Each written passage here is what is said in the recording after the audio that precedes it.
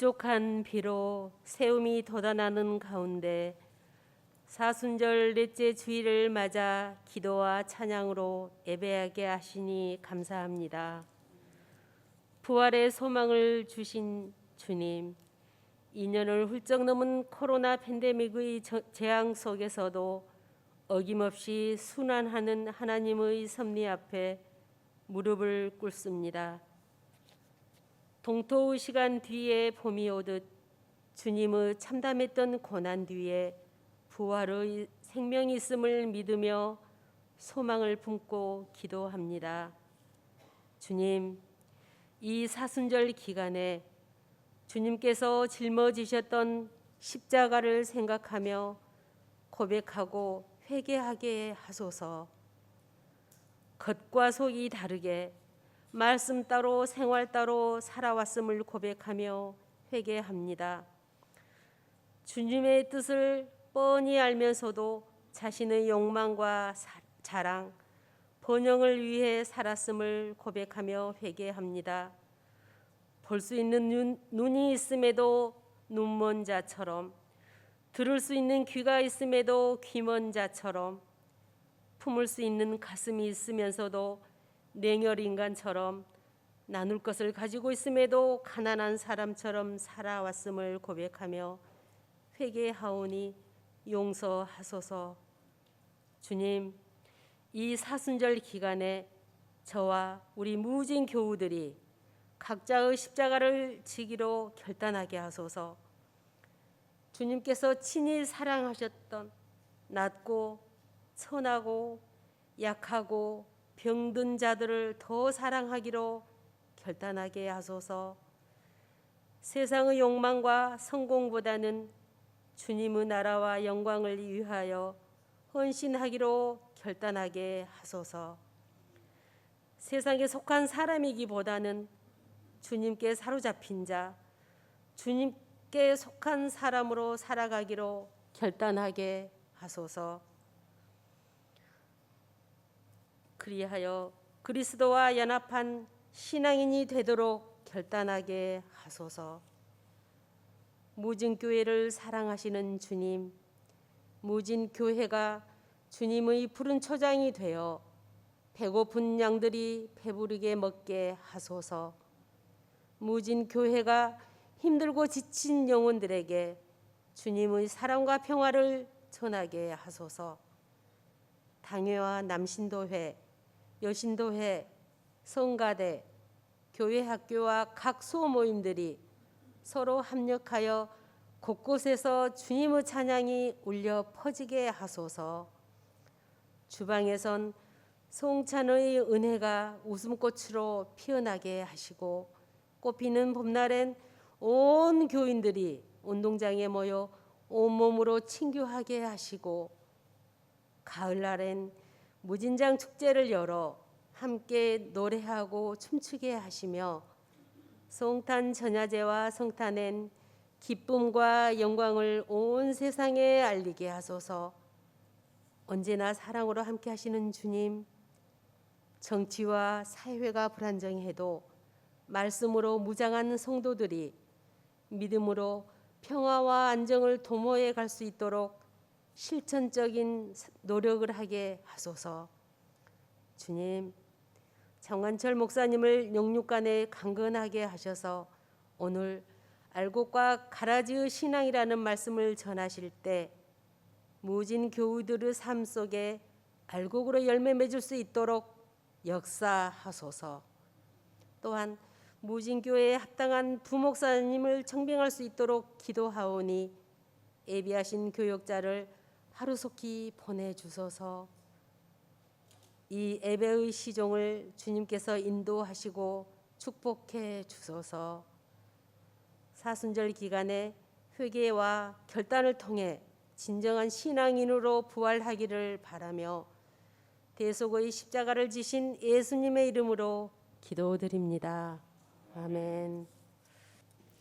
신약성경 21쪽 마태복음 13장 24절부터 30절, 36절부터 43절 까지 이렇게 교독하겠습니다. 먼저 24절부터 30절까지 교독하겠습니다. 예수께서 그들 앞에 또 비유를 들어 이르시되 천국은 좋은 씨를 제 밭에 뿌린 사람과 같으니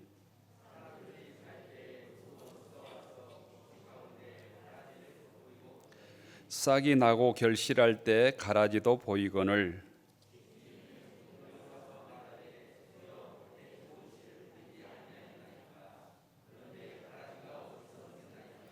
뒤니 이르되 원수가 이렇게 하였구나. 종들이 말하되 그러면 우리가 가서 이것을 뽑기를 원하시나이까.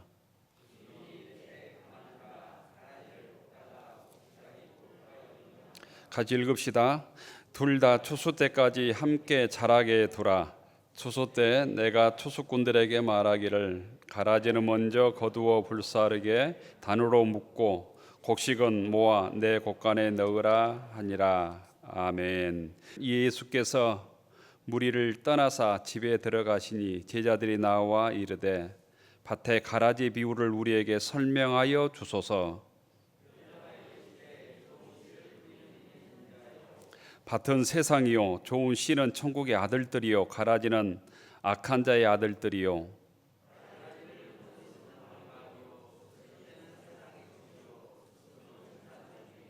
그런즉 가라지를 거두어 불에 사르는 것 같이 세상 끝에도 그러하리라.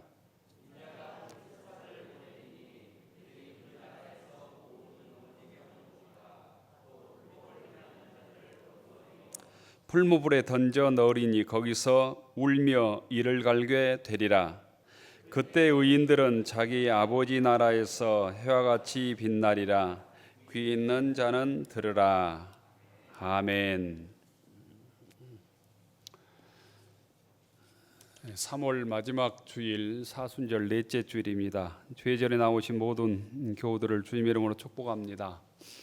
옆 사람은 인사하십시다. 반갑습니다. 잘 나오셨습니다. 주님의 평화가 여러분에게 표와 함께 하겠습니다. 너희 모든 일을 사랑으로 행하라. 너희 모든 일을 사랑으로 행하라.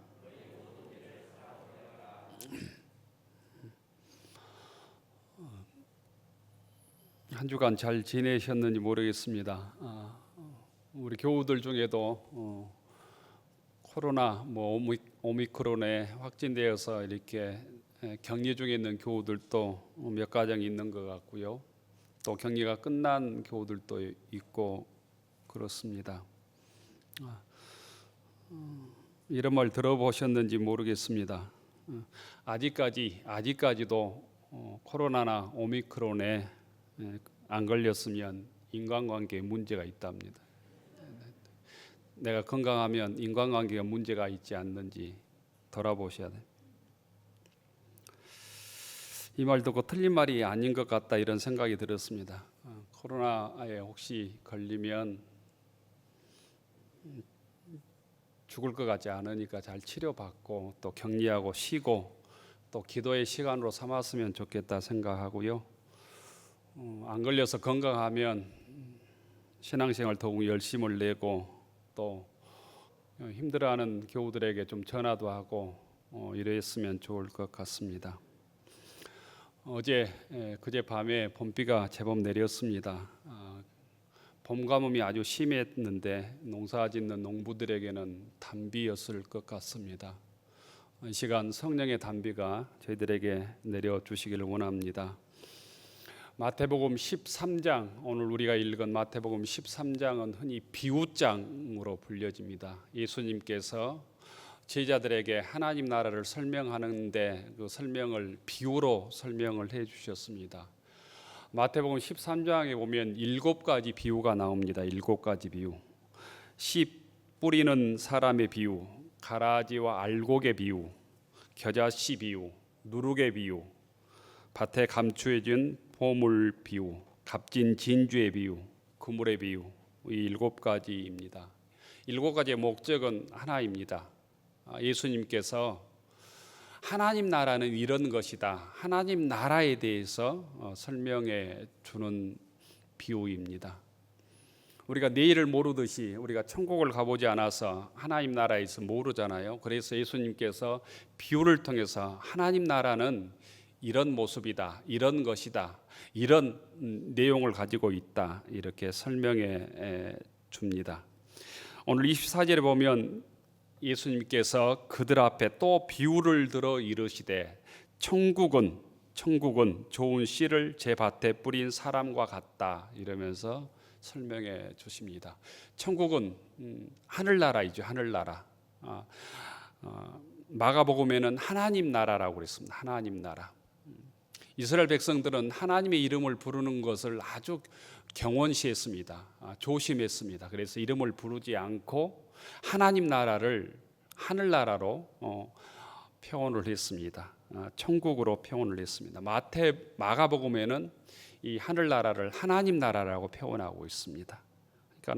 그런데 이 하나님 나라, 하늘나라, 이 천국은 어떤 장소의 개념보다는 더 중요한 것이 통치의 개념이라고 생각해야 됩니다. 통치의 개념.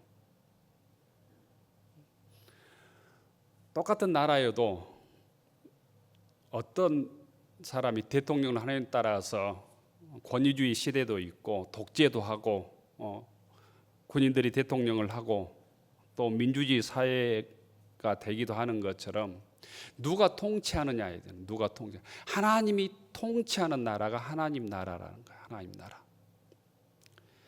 여행을 가보면 그 풍광도 중요하지만 어떤 장소냐, 아름다운 장소 비경도 중요하지만 더 중요한 것이 함께 여행하는 사람이죠. 내가 정말 좋아하는 사람, 서로 마음이 맞으면 아름답지 않는 곳을 보아도 기쁘게 여행할 수 있습니다. 그런데 아무리 아름다운 비경을 보아도 갈등하고 서로 싸우고 밥 먹는 것이 힘들고 잠을 자는 것이 어렵다면 여행이 되지 않는 것처럼 하나님 나라는 하나님께서 통치하시는 나라, 주님께서 주인 되어 주시는 나라라는 거예요. 이게 더 공간의 개념보다는 더 강한 의미입니다. 우리가 세상을 뜨면 하나님 나라에 우리가 들어갈 것을 믿습니다. 그런데 이 땅에서도 주님께서 우리를 통치하시면 우리의 삶을 주님께서 인도하시고 주님께서 내 삶의 주인이 되시면 이 땅에서부터 하나님 나라, 하늘나라가 시작된다는 거예요.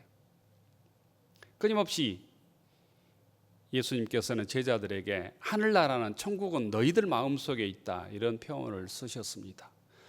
오늘 이 자리가 곧 주님께서 통치하시는 하늘나라, 하나님 나라, 천국이 되기를 축원합니다. 오늘 예수님께서 말씀하신 비유는 알곡과 가라지의 비유입니다.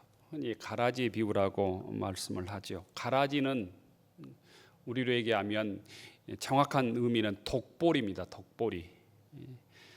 우리 시골 농사 짓는 걸로 얘기하면 피 정도 생각하면 됩니다. 잡초나 피. 비슷하지만 벼와 비슷하지만 벼에 열매를 맺지 않는, 이삭을 맺지 않는 피처럼 곧 이 가라지는 독보리를 뜻하는데 밀과 비슷하지만 곧 밀의 열매를 맺지 않는 것이죠. 주인이 밭에 밀 씨앗을 뿌렸습니다.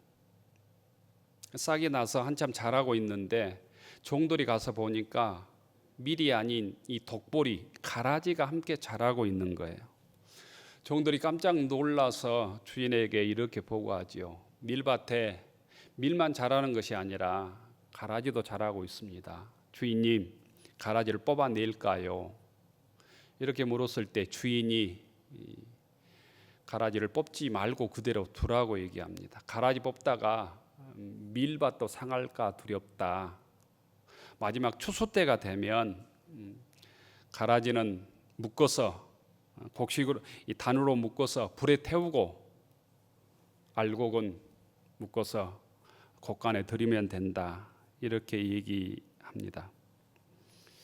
이 비유에는 여러 가지 의미가 있습니다. 우리가 이 땅에 살다 보면 선과 악이 정확하게 구별되지 않을 때가 많다는 거예요.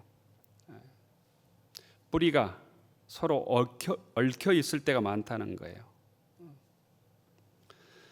미국의 헐리우드 영화를 보면 마피아와 경찰들이 서로 커넥션을 이룰 때가 많잖아요. 그 커넥션을 다루는 마피아 영화가 많잖아요.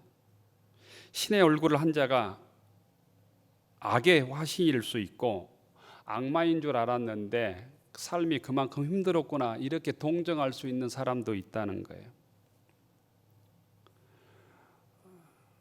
우리의 판단, 우리가 선과 악을 구별하는데 우리의 판단이 온전치 못하다는 거예요.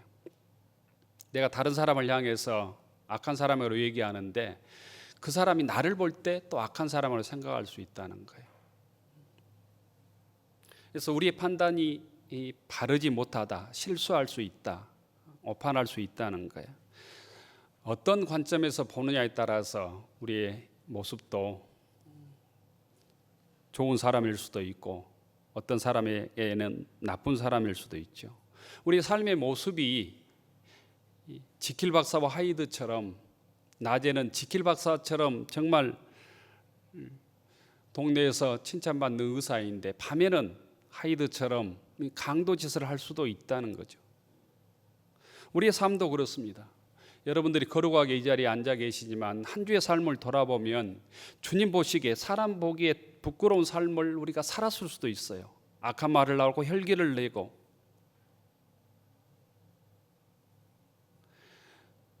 우리 속에 선과 악이 공존할 수 있다는 거예요.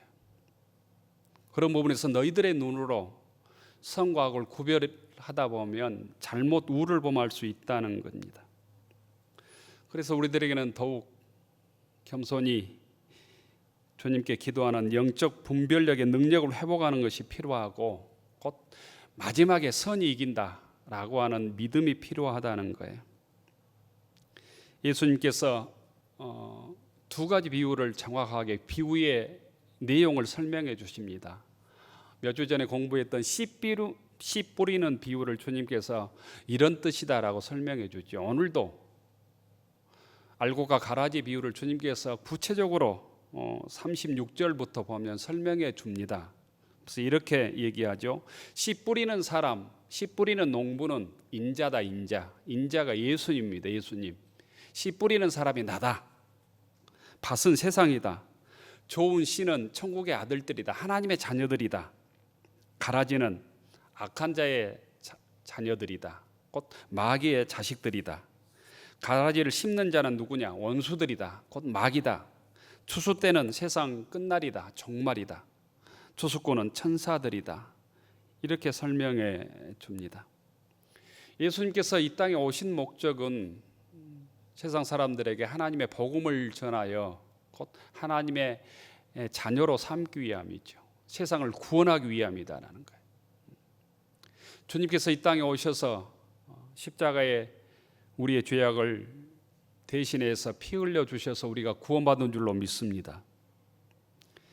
오늘도 주님께서는 이 하나님의 말씀을 통해서 하나님 나라 자녀들을 부르고 계십니다. 그런데 예수님의 사역을 속에는 반드시 방해 세력이 있었다는 거예요. 우리가 주님의 뜻대로 살려고 하면 반드시 방해 세력이 있다는, 악의 세력이 있다는 거, 악의 유혹이 있다는 거예요. 마귀의 저항이 있다는 거예요. 마귀는 예수님의 사역을 그냥 보고 있지 않고 저항했다는 거예요. 하나님 자녀들 마음속에 악의 씨, 가라지의 씨앗을 뿌려 놓는다는 거예요. 그래서 주님의 말씀을 예수 믿는 사람들도 받아들이지 못하도록 하고 의심하게 하고 불평하게 하고 또 교회 안에서 교인들끼리 반목하게 하고 말씀에 불순종하게 한다는 거예요. 마귀는 교회 안에도 가라지의 씨를 뿌려 놓아서 교회를 혼란케 한다는 겁니다. 가라지의 목소리가 커지도록 한다는 거예요. 구체적으로 신천지 같은 이단들이 기존 교회 침입해서 목회자를 불평하게 하고 서로 반목하게 해서 교회를 분란시켜서 신천주의 교회로 만들고 이런 전략들이 있지 않습니까? 교회에서 하나님의 뜻이 이루어지지 못하도록 하는 것이 곧 마귀의 목적이다라는 거죠. 그런데 구원받은 하나님의 자녀는 그런 문제가 있음에도 불구하고, 문제 많은 교회임에도 불구하고 곧 하나님의 뜻을 꿋꿋하게 이루어 가야 된다는 거예요. 알곡과 가라지가 공존하는 이유가 무엇일까? 제자들도 마찬가지고 종들도 마찬가지고 우리들도 마찬가지인데 빨리 가라지를 구별해서 가라지를 뽑고 싶어 하지입니다. 가라지 때문에 밀이 자라는데 방해가 되기 때문이죠. 선한 사람이 악한 사람들 때문에 피해를 보는 경우가 많지요. 그래서 그 악한 사람만 사라지면 이 땅이 곧 천국이 될 것처럼 우리가 생각을 하고 악에 대해서 분노하지요. 악을 박멸하고 뽑아버리자고 큰소리치기도 합니다. 그런데 주님께서는 그 생각에 반대하십니다. 그 이유가 몇 가지입니다. 반대하시는 이유는 곧 가라지를 뽑다가 곡식이 알곡이 다칠 수 있기 때문이라는 거예요. 우리의 판단과 분별이 불완전하기 때문이라는 거죠. 내가 판단해서 가라지라고 뽑았는데 알고 보니까 주님 보시기에는 알곡일 경우가 많다는 거죠. 또한 내가 악한 가라지를 뽑아내다가 나도 가라지처럼 변질될 가능성이 많다는 거예요. 교회에서 그런 일이 자주 일어납니다. 내가 의인처럼 교회에서 교회 부정을 고발하고 큰소리치고 했는데 그 사람이 사라지면 또한 그 사람이 그 역할을 할 때가 많아요. 악한 사람과 싸워서 그 사람을 이겨내기 위해서 나도 악한 사람이 되는 경우가 많다라는 거예요. 또 다른 사람, 나는 알곡이라고 주장하지만 다른 사람이 나를 볼 때 가라지라고 볼 수도 있다는 거예요. 우리의 판단이 옳지 못하다는 거죠. 두 번째, 심판의 몫은 우리의 몫이 아니라는 거예요. 주님의 몫이라는 거예요. 우리는 추수꾼에 불과하다는, 하인에 불과하다, 청직에 불과하다는 겁니다. 내가 사람을 판단하고 정죄할 권리가 없다는 거예요. 옳고 그름을 판단할 권리가 우리에게는 없다라는 거예요. 셋째, 알곡과 가라지는 시간이 지나면 말하지 않아도 자기의 존재를 열매를 통해서 증명한다라는 거예요. 그 기간을 인내하라라는 거예요. 인내하라. 신앙인들은 이 불의한 세상 속에서도 인내하라라는 거예요. 가라지는 마지막에 열매를 통해 자기 정체를 드러낸다는 거예요. 미국의 대통령이었던 아브라함 링컨은 이런 말을 했습니다. 거짓은 사람들을 일시적으로 속일 수 있으나 영원히 속일 수는 없다. 그들의 열매로 그들을 알게 된다는 거예요. 내가 아무리 알곡인 척해도 시간이 지나고 알곡의 열매를 맺지 않으면 나는 가라지다는 거예요. 아무리 가라지처럼 보여도 알곡의 열매를 맺으면, 밀의 열매를 맺으면 알곡 밀이다는 거예요. 여러분들도 믿음의 열매가 없으면 내가 불에 태워질 가라지라고 하는 사실을 깨달아야 합니다. 교우 여러분들은 믿음의 열매를 맺고 있습니까? 알곡의 열매를 맺고 있습니까? 아니면 가라지의 열매를 맺고 있습니까? 여러분 교회를 위해서 알곡 신자로 쓰임받고 있습니까? 아니면 꼭 가라지처럼 예수를 믿고 있습니까? 여러분은 주님과 교회를 위해서 어떤 수고와 헌신을 감당하고 있습니까? 내가 아무리 알곡처럼 치장해도 내 열매가 없으면 가라지의 열매를 맺게 된다는 거죠. 알곡의 열매를 맺지 못하면 가라지가 된다는 거예요. 마지막 예수님께서 가라지를 뽑지 말라고 하는 것은 지금은 심판의 때가 아니라는 거예요. 은혜의 때라는 거예요. 추수 때까지 시간이 있다는 거죠. 하나님의 심판의 때까지 주님께 돌아올 기회를 주기 위함이다는, 하나님께서 우리들의 악함을 심판하지 않는 이유는 회개하고 주님께 돌아오라는 은혜의 시간을 주고 있다는 거죠. 내가 가라진 것을 회개하고 알곡으로 거듭날 수 있는 때를 주님께서 기다리고 계시다는 거예요. 가라지 성도에서 알곡 성도로 거듭날 때를 주님께서 기다리고 계십니다. 저희들의 삶이 예수님을 믿지만 믿음의 열매를 믿지 못하는 죽정의 모습으로 살아가고 계신다면 우리가 회개하고 결단하고 알곡 신자로 알곡의 열매를 맺어가는 믿음의 권속들이 되기를 축원합니다. 알곡과 가라지 비유를 통해서 얻는 교훈은 몇 가지인데요. 첫째로 곧 우리가 섬기는 하나님의 교회에 대한 지나친 기대, 이상을 가져서는 안 된다는 것입니다. 우리 모두가 느끼듯이 한국교회에 소망이 있는가 심각한 회의를 우리 모두가 하고 있습니다. 교회 공동체가, 한국교회가 세상을 구원할 수 있을까? 세상이 교회를 걱정하는 이 시대에 교회가 세상을 구원할 수 있을까? 교회가 정말 하나님의 말씀에 순종하는 공동체가 심각하게 우리가 회의하는 시점에 서 있습니다. 그럼에도 불구하고 중요한 것은 주님께서 그 교회를 포기하지 않으셨다는 데 있습니다. 그 교회 공동체가 회개하고 거듭나서 가라지의 모습에서 변화돼서 알곡의 열매를 맺기를 주님께서 기다리고 기대하고 계신다는 거예요. 우리는 흔히 교회 다닌 사람이 그 정도냐 이렇게 불평할 수 있습니다. 목사가, 장로가, 권사가 그 정도뿐이냐 이렇게 말합니다. 목사, 장로 때문에 시험 들었다는 교인들도 참 많습니다. 그런데 주님께서는 목사가 그럴 수 있다는 거예요. 장로와 권사도 그럴 수 있다는 거예요. 새신자들이 교회에 와서 시험 드는 이유가 그것 아닙니까? 30년, 40년, 50년 예수 믿는다고 열심히 기도하고 철야하는데 나보다 훨씬 못하는 거예요. 삶도 못하고 인격도 못하고.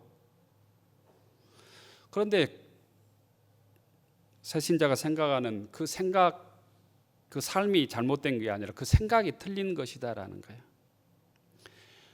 교회를 가장 이상적인 교회로 착각하기 때문에, 공동체로 착각하기 때문입니다. 교회는 거룩한 의인들의 모임들이 아니라 죄인들의 모임입니다. 교회는 죄인들이 주님의 은혜로 거듭나는 은혜 공동체입니다. 여러분들이 이 병원 가서 건강한 사람을 찾는 것은 넌센스죠. 병들었기 때문에, 아프기 때문에 병원을 찾아가는 것처럼 우리가 죄인이고 약하고 부족하고 불완전하기 때문에 죄전에 나오는 줄로 믿습니다. 주님의 말씀을 통해서, 주님의 은혜를 통해서 우리가 거듭나고 변화되는 곳이 교회 공동체라고 하는 사실을 우리가 알아야 합니다. 나보다 인격적으로 못한 사람이 교회에서 중직을 맡은 경우가 허다합니다. 나보다 찌질한 사람이 예수 잘 믿는다고 교회에서 큰 소리 치는 경우도 다른 교회들이 있을 겁니다. 그런데 교회가 세상에서 가장 이상적인 곳이라고 착각하면 안 된다는 거예요. 교회는 세상에서 죄인이라고 고백하는 사람들이 주님의 은혜를 사모하며 모인 주의 자녀들의 모임입니다. 철저한 교회는 약한, 영적으로 병든 사람들의 모임이라고 생각해야 합니다. 우리 영적 의사 대신 주님을 통해서 우리가 건강을 회복해야 되지만, 교회에 와서 영적으로 건강한 사람이 없다고 불평하는 것은 병원에서 건강한 사람 없다고 불평하는 것과 똑같은 이치다라는 거예요. 그래서 교회를 보면서, 문제 많은 교회를 보면서 시험 들지 않기를 원합니다. 중요한 것은 내가 알곡 신자인가가 중요한 것이다라는 거예요. 내가 죽정의 모습으로 주의 제단에서 변화되어서 알곡 신자로 성장하고 있는가가 중요한 것이지, 다른 사람의 가라지의 모습을 보면서, 죽정의 모습을 보면서 불평하는 것이 우리 성도들의 목적이 아니다라는 거예요. 본질적으로 교회는 영적으로 불완전한 곳이고 문제 많은 곳입니다. 여러분들이 그렇게 불평하는 여러분들이 그 교회의 문제의 핵심에 자리 잡고 있을 경우에도 많아요. 교회 시험들은 대부분의 핵심은 뭡니까? 목회자 아닙니까? 장로님 아닙니까? 당회 아닙니까? 그런데 시간이 지나면 다 드러난다는 거예요. 알고가 가라지는 추수 때가 되면 다 드러납니다. 내가 지금 알곡 신자인가? 가라지의 신자인가를 스스로 돌아보고, 가라지의 신자라면 주님께서 은혜와 귀의 시간을 주셨을 때 변화되는 것이 중요하다는 거예요. 회개하고 알곡 성도로 저희들 함께 거듭나는 교우들이 되기를 축원합니다. 두 번째, 이 비유를 통해서 얻을 수 있는 것은, 우리가 가장 중요하게 할 일은 내가 가라지를 뽑는 데 있지 않다는 거예요. 알곡의 씨앗을 뿌리는 데 있다는 것입니다. 우리 할 일은 가라지를 구별해서, 알곡과 가라지를 구별해서 내가 심판자의 역할을 하면서 가라지를 뽑아내는 데 있지 않고 더 열심히 알곡의 씨앗을 뿌리는 데 있다는 거예요.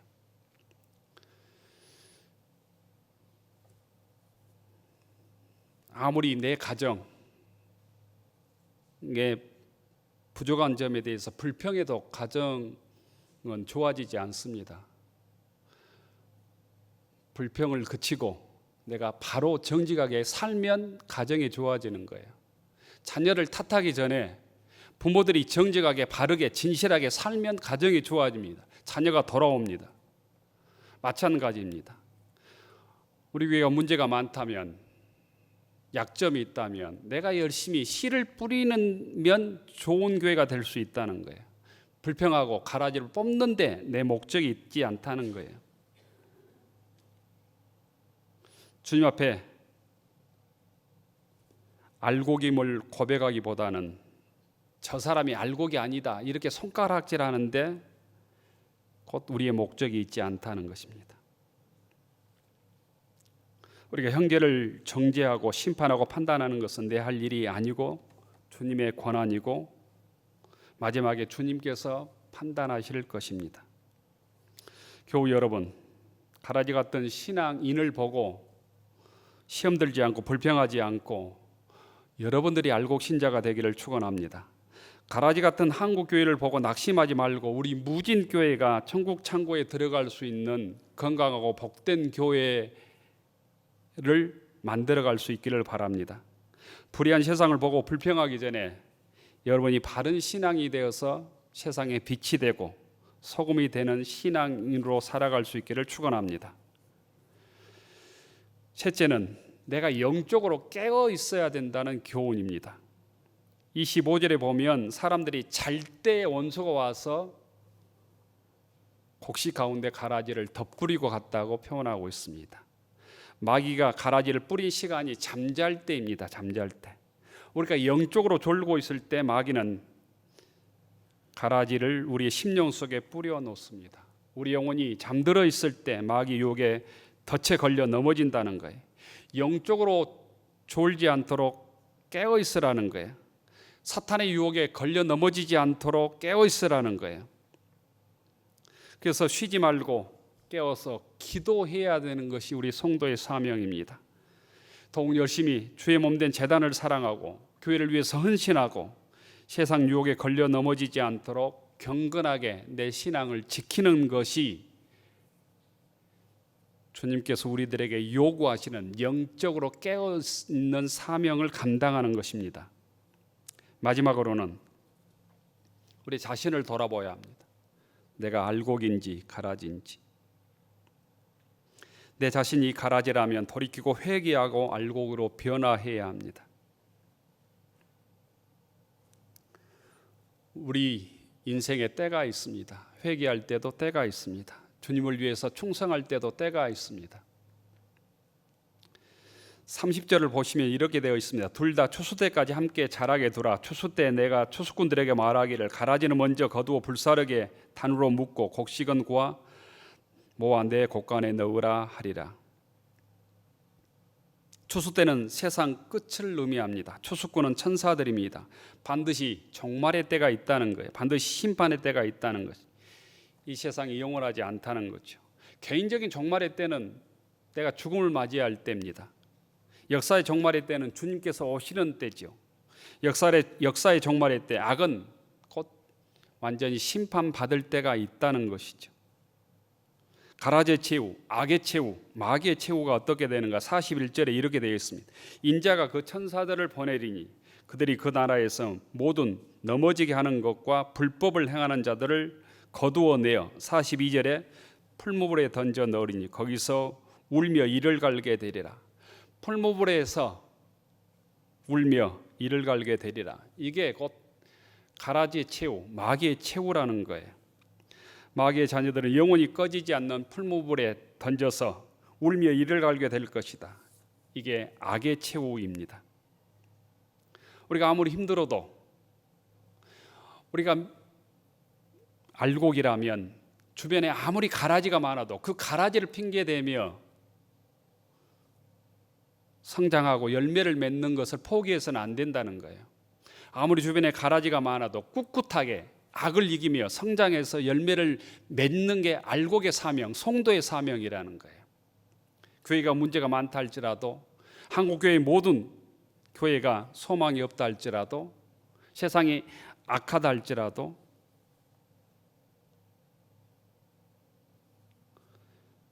주님의 믿음을 포기하지 않고 내가 알곡 신자로서 꿋꿋하게 성장해서 알곡의 열매를 맺는 것, 하나님께 영광을 돌리는 것, 하나님의 자녀로 사는 것이 우리들의 본분의 사명이라는 것입니다. 그래서 천국은 방해 속에서도 자라난다는 거예요. 천국을 방해하는 세력들 속에서도 우리가 낙심하지 않고 믿음의 씨를 뿌려서 이 땅이 하나님 나라가 되도록 우리가 만들어갈 사명이 우리에게 있다는 거예요. 알곡은 가라지 속에서도 열매를 맺습니다. 악이 무성하고 불의가 승리한 것처럼 보여도 절망하지 않기를 바랍니다. 악하고 불의한 자들이 번성하는 것처럼 보여도 낙심하지 않기를 원합니다. 악한 자들이 이 세상에서 큰소리치고 떵떵거려도 그것 때문에 낙심하지 않기를 바랍니다. 꿋꿋하게 알곡 성도로 신실하게 주님을 섬기고 충성되게 교회를 섬겨감으로 알곡의 열매를 맺어서 하나님께 영광 돌리고 복된 교회의 성도들로 살아가는 믿음의 권속들이 되기를 축원합니다. 기도하겠습니다. 은혜로우신 하나님, 악이 무성한 세상에서 낙심하지 않게 하옵소서. 주의 섭리와 주의 인도함을 믿으며 말씀에 의지하여 믿음의 씨앗들을 성실하게 뿌리고 심게 하옵소서. 세상에 가라지 때문에 낙심하지 아니하며 빛 대신 주님을 의지하며 믿음의 열매를 맺어가게 하옵소서. 그리하여 무진교회 모든 교우들이 하나님 나라에서 해처럼 빛나게 하옵소서. 예수님 이름으로 기도 올리옵나이다. 아멘. 하늘 우러러 축원하옵나니 이제는 성부 성자 성령 삼일체 하나님의 놀라우신 은혜와 한량없는 사랑하심과 우리와 함께 하시며 우리와 교제하시는 임마누엘의 거룩한 은총이 믿음의 씨를 뿌리며 믿음의 알곡을 맺어 하나님 나라에서 해처럼 빛나기로 다짐하는 교우들 머리 위에, 우리의 가정과 일터 위에, 우리의 자녀들 위에 이제로부터 영원까지 함께하여 주시기를 간절히 축원하옵나이다. 아멘.